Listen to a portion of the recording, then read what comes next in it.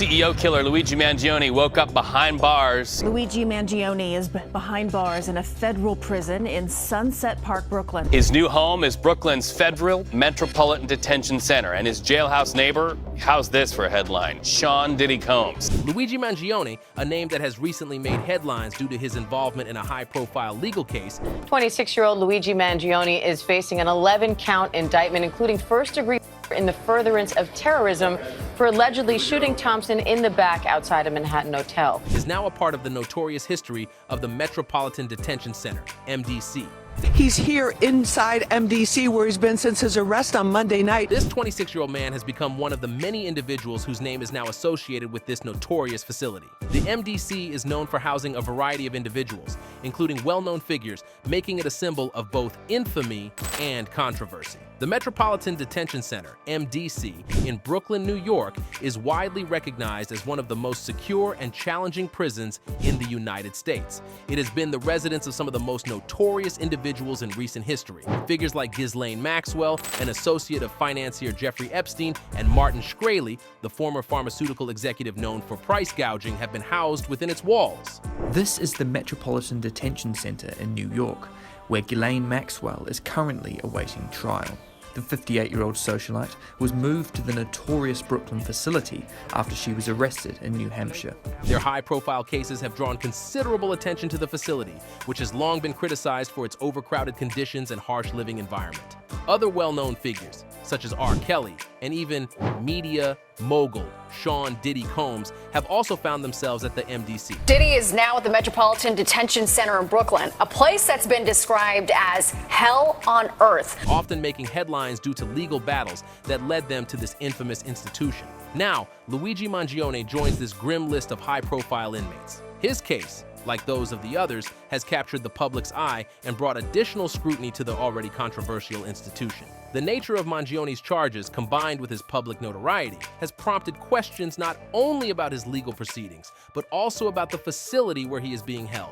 Luigi's accommodations, he's by himself. He's got a bed, he's got a chair, he's got a toilet, a sink. Again, he's not with the rest of these guys, but he's not in solitary confinement. The MDC is notorious not just for the infamous figures it houses, but also for its conditions, which have been long regarded as substandard. The public and legal scrutiny surrounding the facility has led to a wider conversation about the practices and environment of such federal detention centers. Upon entering the MDC, Mangione will find himself in a controlled and highly structured environment. Luigi Mangione spent his first full day in a federal facility known as Hell on Earth. The 26-year-old accused assassin is being held in isolation here at the Metropolitan Detention Center in Brooklyn, known for appalling conditions and rampant inmate violence. Where the rules are strict and the daily routines are rigid. The transition from his previous life to the highly regulated conditions of the MDC will be a significant change. Upon arrival at the facility, inmates, including Mangione, are placed under observation for an evaluation period that typically lasts for 21 days. Typically a 21-day evaluation, as I understand it, while they determine where he needs to be in the facility. Can you talk to us more about that process? Well, they're going to evaluate him, and even after 21 days, I suspect they're going to keep him in segregation. There's an irony that he allegedly took out this healthcare executive. During this period, prison officials assess an inmate's history, psychological profile, risk level, and any potential threats they may pose to others or to themselves. This evaluation is part of the facility's effort to determine the appropriate level of supervision and care needed for each individual inmate. The breakfast was fruit, grits, bread, eggs, and coffee. He had the choice. The lunch was porcupine meatballs, potatoes, bread, and fruit. And tonight's dinner, mac and cheese, pasta bean casserole, and stewed tomatoes with broccoli. For Mangione, given his high-profile status and the public nature of his case, it is likely that he will be placed in the Special Housing Unit, SHU. This jail, what is it like inside? Well, it's so bad, there's an interagency operation taking place right now to investigate all of the problems. In New York, it's understaffed. It can be difficult to get people to work there, together with the violence. The SHU is a highly secure section of the prison designed for individuals who are considered high risk or who require protection due to their notoriety or the severity of their charges. This unit is typically reserved for inmates whose safety may be at risk in the general population or who are considered a potential threat to others. It is also the place where inmates who violate prison rules or engage in dangerous behavior are sent for disciplinary reasons. In addition to the isolation, life in the SHU can be physically demanding. Inmates are generally kept in their cells for the majority of the day and may only be allowed out for brief periods to exercise in a small enclosed area or for showers. Communication with the outside world is limited, and Mangione will likely only be able to make phone calls during designated hours. Visitors may be allowed, but these visits are often heavily monitored, and the ability to communicate freely with family, friends, or legal teams is often restricted. For individuals like Mangione, the psychological effects of such an environment can be significant. Prolonged isolation and limited human interaction can lead to feelings of loneliness, anxiety, and depression. The lack of social stimulation and the constant surveillance can also take a toll on a person's mental health. The strict routines and lack of privacy contribute to an environment that is both physically and emotionally challenging for those who are housed there. Given the high-profile nature of Mangione's case, the attention his situation generates is likely to add another layer of complexity to his time at the MDC. Inmates at the MDC, especially those who are well-known, often face additional challenges, such as heightened scrutiny from both prison staff and other inmates. The public nature of Mangione's case could make him a target for attention, either from those seeking to exploit his status or from individuals who may be hostile to him because of his charges. The MDC is notorious for its overcrowded conditions, which have been a subject of ongoing debate and criticism. Federal detention facilities across the U.S., including the MDC, have struggled to manage the increasing number of inmates, and this has led to significant strain on resources. Inmates often report that the overcrowding leads to poor living conditions. While the MDC continues to be one of the most secure detention centers in the country, it is also one of the most difficult places to serve time. For Mangione, the days ahead will likely be filled with challenges both within the prison system and in the court of public opinion.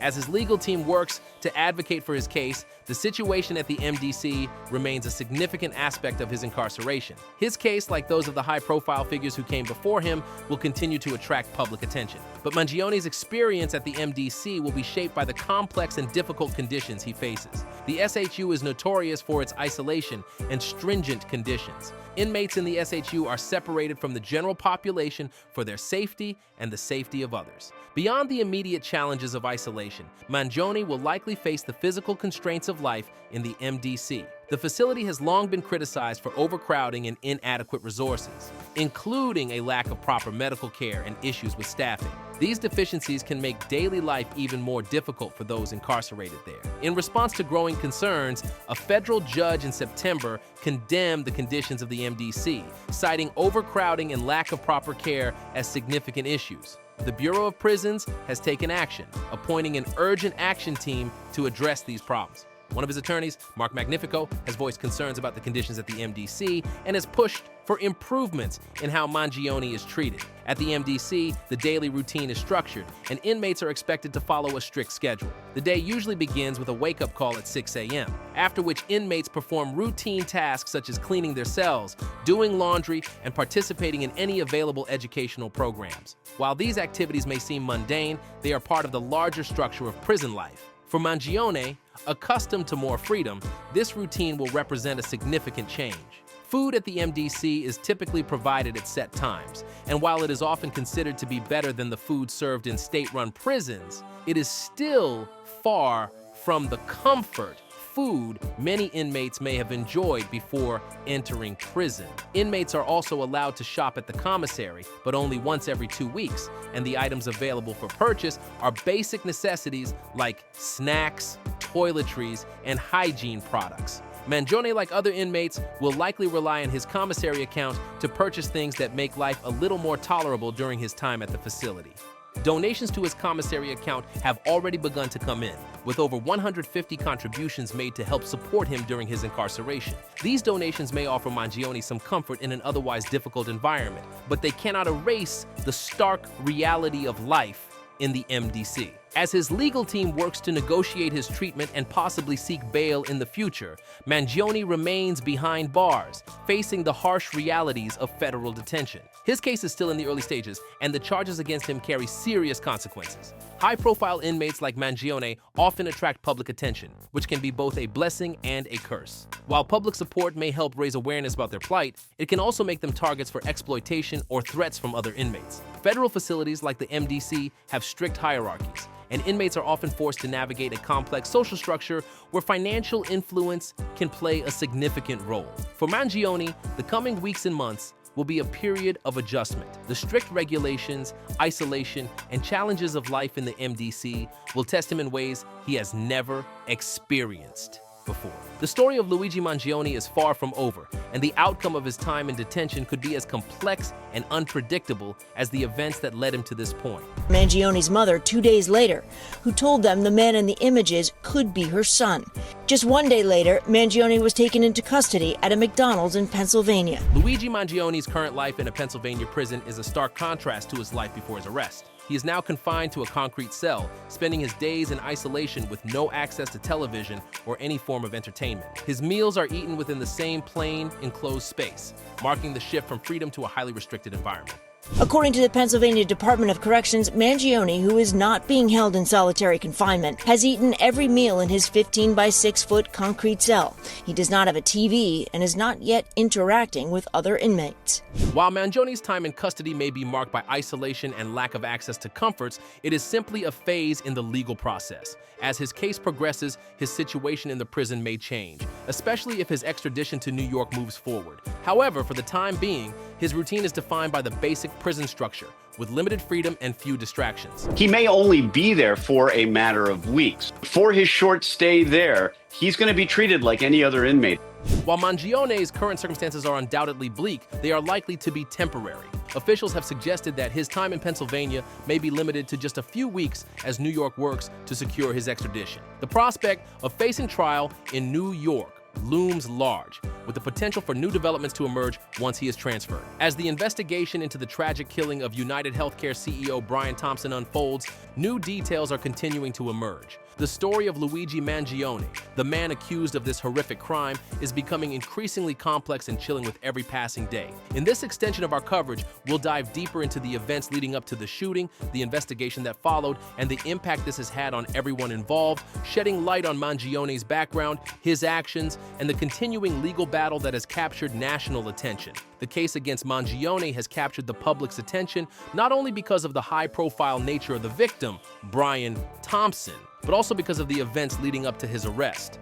On the evening of the murder, Thompson, a highly respected business leader, was enjoying a night out at a prestigious hotel in Midtown Manhattan. He was shot multiple times by Mangione, a 26-year-old man outside the hotel in what appeared to be a calculated attack. The assailant, Mangione, approached Thompson from behind, fired 3 shots from a suppressed 9mm pistol, and then fled the scene quickly, leaving the city in chaos and raising numerous questions about his motives. Initial reports suggested that the murder could have been part of a larger criminal conspiracy, but as the investigation progressed, law enforcement officials began piecing together the strange and eerie details of Mangione's actions. After fleeing the scene, Mangione, who was said to be acting deliberately and with a sense of calm, disposed of a backpack containing what authorities later identified as Monopoly money and discarded a jacket in Central Park. He then made his way out of the park at 77th Street and exited the city via the George Washington Bridge bus station. These actions seemed deliberate and showed that Mangione had planned his escape carefully, raising questions about whether this was a random attack or something more. Following the murder, a massive manhunt was launched. Law enforcement officials across the country were on high alert as they worked to track down Mangione. Despite initial confusion and a lack of leads, a breakthrough came when a sharp-eyed San Francisco police officer recognized similarities between images of Mangione and details from a missing persons report. The officer contacted the FBI, who quickly began investigating the connection. This move would eventually lead to Mangione's capture, but it took several more days for authorities to confirm his identity and track him down. 2 days after the FBI was alerted, they reached out to Mangione's mother to show her the images they had discovered. Her confirmation that the man in the photos was indeed her son provided a crucial piece of evidence that helped law enforcement narrow down their search. This breakthrough brought the investigation one step closer to resolving the case.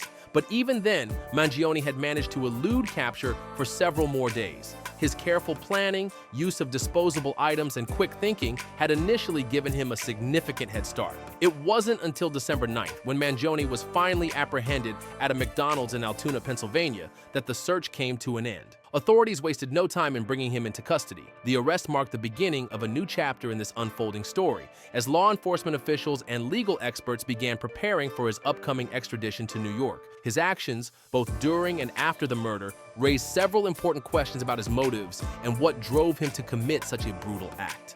Following his arrest, Mangione was charged with first-degree murder and firearms offenses. His defense team quickly got to work exploring potential avenues for his defense. One of the more controversial suggestions to emerge was the possibility of pleading not guilty by reason of insanity. In an interview before officially taking on the case, Mangione's attorney hinted at this as a possible strategy, acknowledging the challenge posed by the overwhelming evidence against him. Legal experts have noted that while this defense is not uncommon in high-profile cases, it can be difficult to prove, particularly when there is a wealth of evidence showing premeditation and intent. This defense approach suggests that Mangione's legal team is seeking a way to reduce the severity of his charges or even secure a lesser sentence. The idea of insanity as a defense brings with it a host of legal complexities, and it will be interesting to see how the courts handle this aspect of the case. For now, Mangione's legal team continues to prepare for the upcoming proceedings with the expectation that they will begin to present their case in early 2025.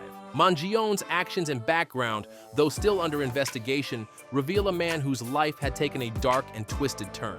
According to reports, Mangione had a history of mental health issues that may have played a significant role in his actions. However, the nature of the crime and his calculated escape plan raises doubts about whether mental illness played a direct role in the murder.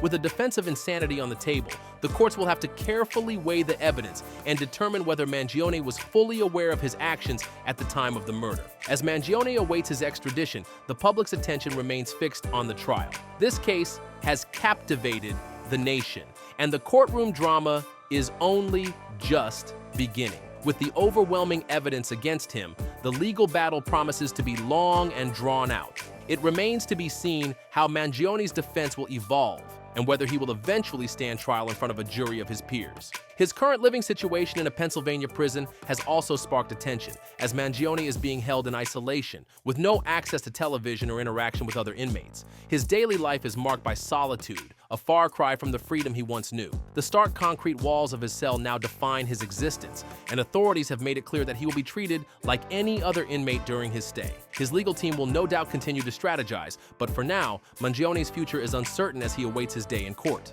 Meanwhile, the case continues to unfold, with more details emerging each day. As Mangione's trial approaches, many are wondering what the future holds for him. Will his defense strategy succeed in reducing his sentence, or will he face the full consequences of his actions? The answers remain to be seen, but one thing is certain: the story of Brian Thompson's tragic death and Luigi Mangione's arrest will continue to capture the public's attention for years to come. In conclusion, the case surrounding Luigi Mangione and his alleged murder of Brian Thompson is one that has taken unexpected turns at every step. From the chilling murder itself to the nationwide manhunt, and now to the legal battles that lie ahead, the story is far from over. Mangione's actions have raised countless questions, and as the legal proceedings continue, the answers may finally begin to emerge. For now, the public waits with bated breath, eager to see how the story unfolds in the courtroom and what the future holds for the man at the center of it all.